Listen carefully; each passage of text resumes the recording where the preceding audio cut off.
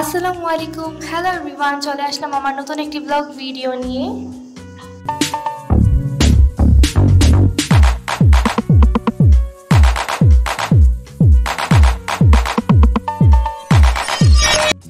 So চলো শুরু করা যাক আমার ভিডিওটি। সো আজকে ভাবছিলাম ইফতারি পরে কিছু খাওয়া যাক, খেতে মন চাচ্ছে হচ্ছে চিকেন ফ্রাই। সো চলো আগে দেখে নিচ্ছিলাম ফ্রিজে চিকেন আছে কি আছে না, তারপরে দেখি না ফ্রিজে চিকেন আছে।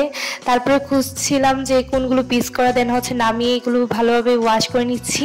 আম্মু এগুলো ধুয়েই রাখে, তার জন্য আর এত কোনো টেনশন নেই বেশি। দেন হচ্ছে এগুলোকে ভালোভাবে উপর দিয়ে একটু কেটে কেটে নিচ্ছি, যেহেতু ভিতরে মশলাটা যেতে হবে।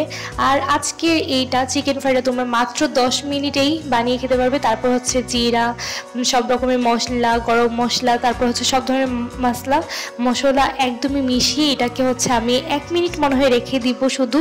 তারপর হচ্ছে সস দিয়ে দিলাম এখানে একটু, তারপর হচ্ছে একটু রোস্টেড মশলা দিয়ে দিলাম, সব কিছু একটু একটু করে দিয়ে দিলাম, আদা রসুন জিরা সব কিছু।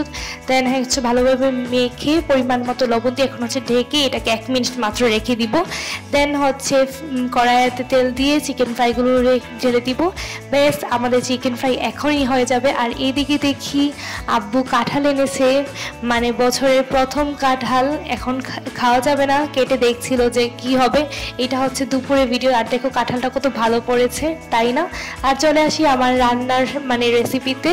আর এসেই দেখি আমার চিকেন ফ্রাই হয়ে গিয়েছে। এটা হচ্ছে ইফতারির পরে ভিডিও, আর ওইটা হচ্ছে দুপুরের ভিডিও ছিল কাঁঠালটা। আর এই যে আজকের মতো এই পর্যন্তই। সবাইকে আল্লাহ হাফিজ। অবশ্যই আমার রেসিপিটা ট্রাই করতে ভুলবে না, অবশ্যই সবাই ট্রাই করবে ঘরে।